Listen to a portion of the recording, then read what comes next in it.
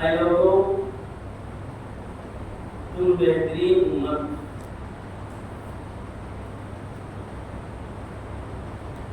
اور تمہیں ظاہر کی گئی ہے لوگوں کے بھلائی کے لیے، اس لیے کہ تم بھلائی کا حکم دیتے ہو اور برائی سے روکتے ہو۔ انشاءاللہ عزیز آج اسی آیت کریمہ کے تعلق سے بحث کی جائے گی۔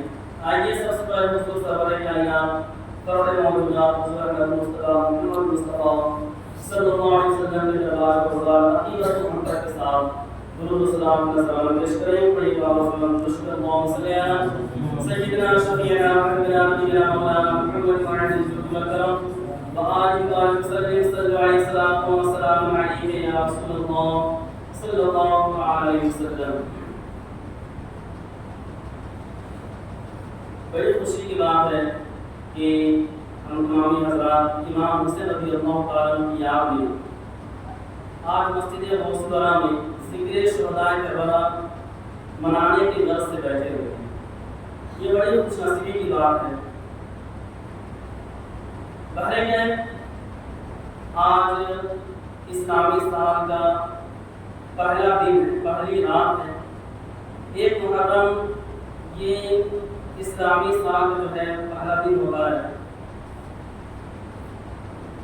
تو اللہ تبارک و تعالیٰ سے یہی دعا کریں کہ نئے سال کا آغاز ہم اس طریقے سے کریں کہ ہم پرانی پچھلی تمام باتوں کو بھولیں۔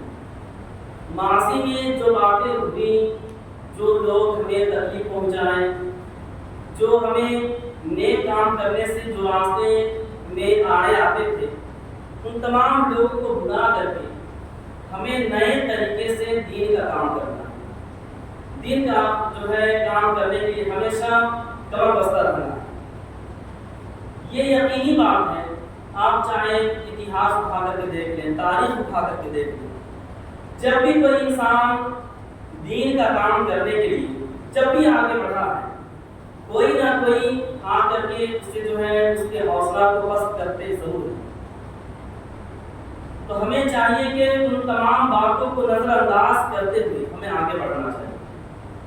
اور سب سے بہتر طریقہ یہ ہے کہ جس طریقے سے 1445 سن جو گزرا ہے، 1445 ہجری جو ہمارے نگاہوں کے سامنے سے گزر گیا، ویسے ہی تمام پچھلی باتوں کو ہمیں بھلا دینا۔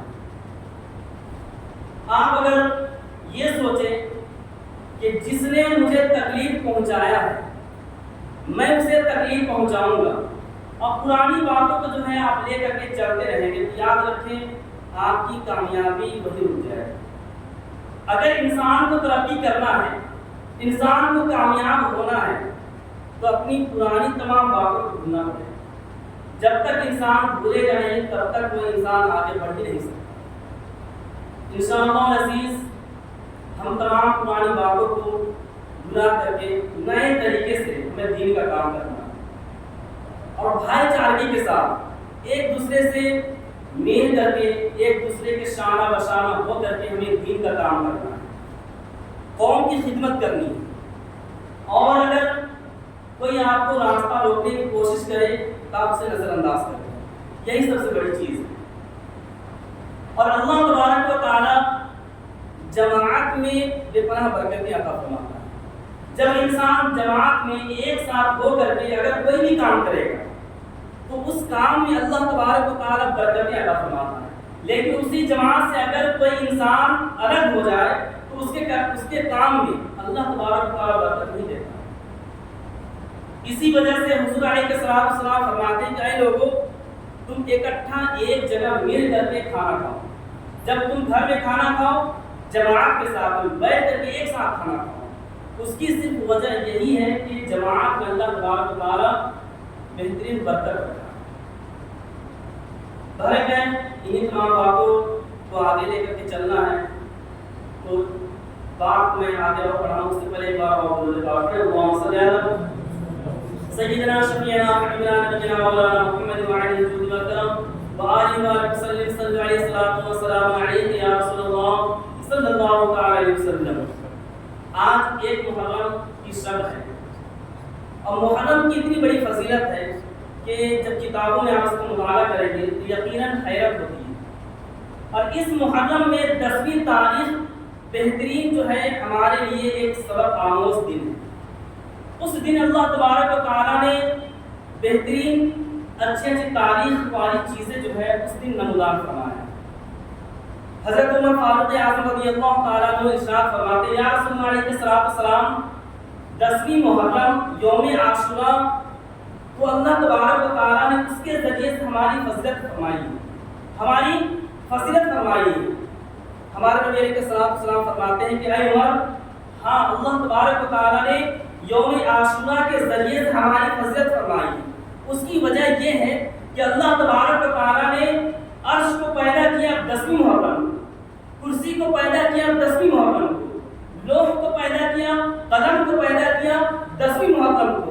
اے عمر، یہاں تک کہ اللہ تبارک و تعالیٰ نے زمین اور آسمان کو پیدا کیا تو 10ویں محرم کو پیدا کیا، اور یہاں تک کہ اللہ تبارک و تعالیٰ نے حضرت جبرائیل علیہ السلام اور دوسرے تمام فرشتوں کی اگر تخلیق فرمائی تو اسی 10ویں محرم۔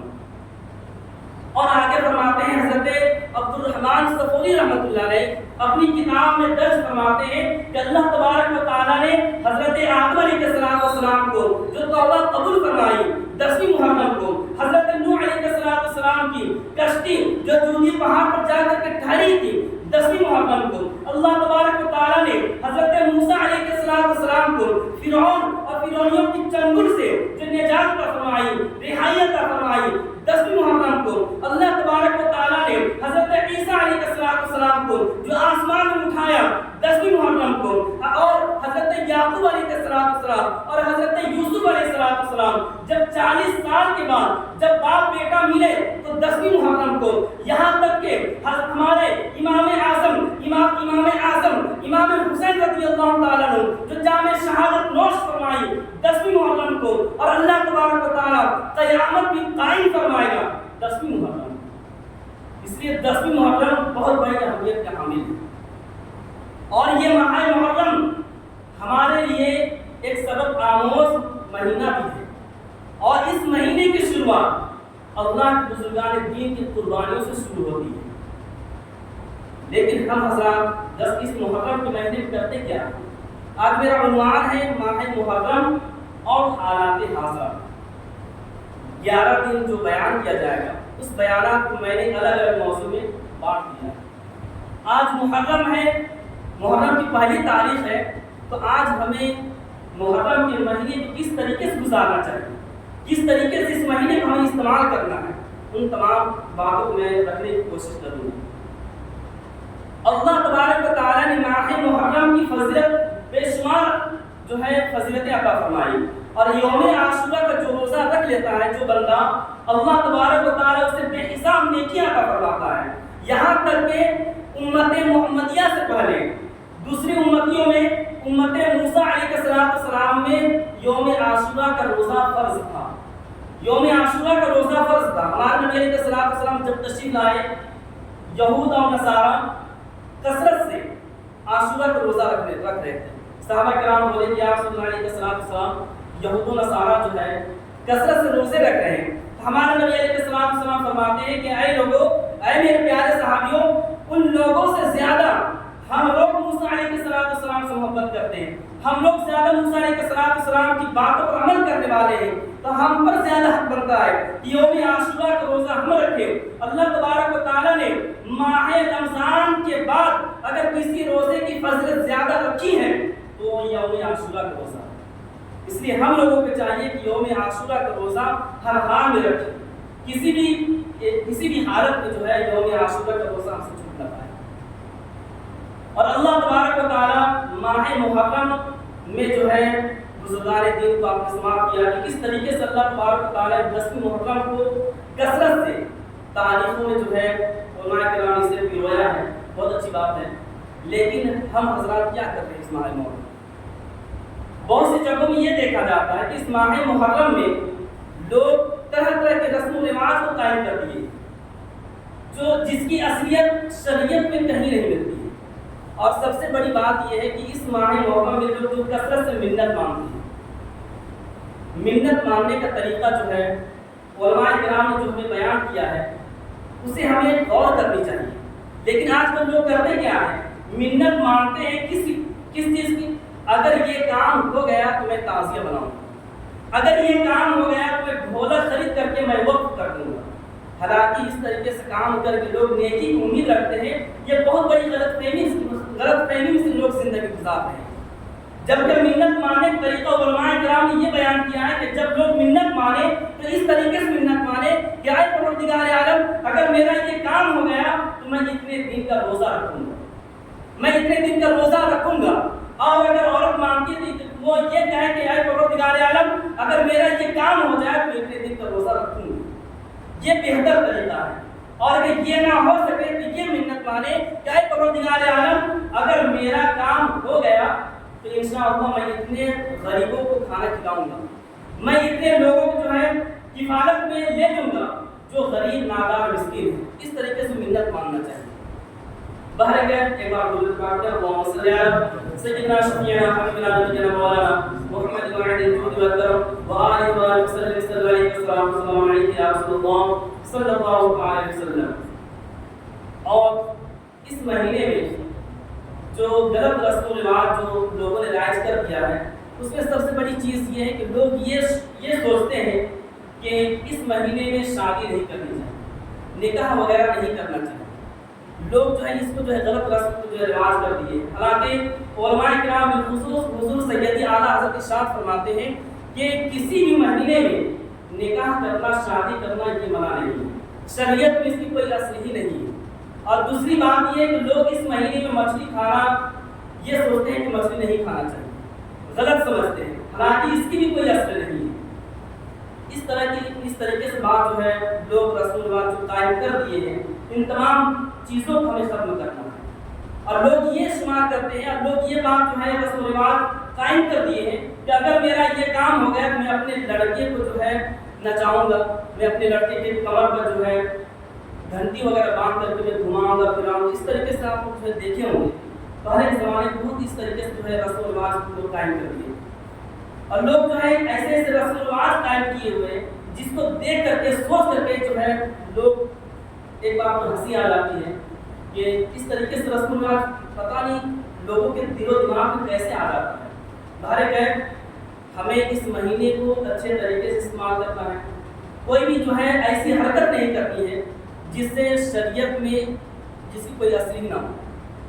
ہمیں جو ہے خاص طور پر جو یہ خیال کرنا ہے کہ شریعت کے خلاف کچھ کام نہیں کرنا. باہر گئے لوگ تعزیہ داری کرتے ہیں، تعزیہ بنانا یہ جائز ہے، لیکن مروجہ تعزیہ داری یہ جائز نہیں ہے.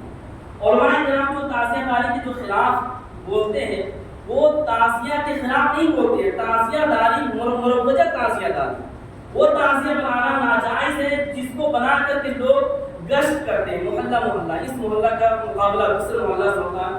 اس طریقے سے تعزیہ بنانا یہ جائز نہیں ہے. ورنہ پھر تعزیہ بنائیں، صرف امام حسین رضی اللہ تعالیٰ عنہ کے روضہ مبارک کے صرف تعزیہ بنانا یہی جائز نہیں ہے، بلکہ آپ کسی بھی بزرگان دین کے جو ہے مزار پاک، روضہ پاک جو ہے تعزیہ بنا کر کے آپ اس کی زیارت کریں. اس کی جو ہے علماء کرام شرط بیان کرتے ہیں کہ اس کی شرط یہ ہے کہ آپ تعزیہ بنا کر کے آپ ایک روم میں رکھ دیں. آپ اس کو جہاں زیارت کریں، ایک جگہ رکھ دیں جہاں اس کی زیارت کریں. لیکن آج کل لوگ کر کیا رہے ہیں، تعزیہ بنا کر کے اس کے اوپر چڑھاوا چڑھاتے ہیں، فاتحہ کرتے ہیں. فاتحہ کو یہ سوچتے ہیں کہ صرف تعزیہ ہی کے پاس فاتحہ کرنا ہو، اور اس کے علاوہ کہیں اگر فاتحہ کریں تو فاتحہ نہیں ہوگی.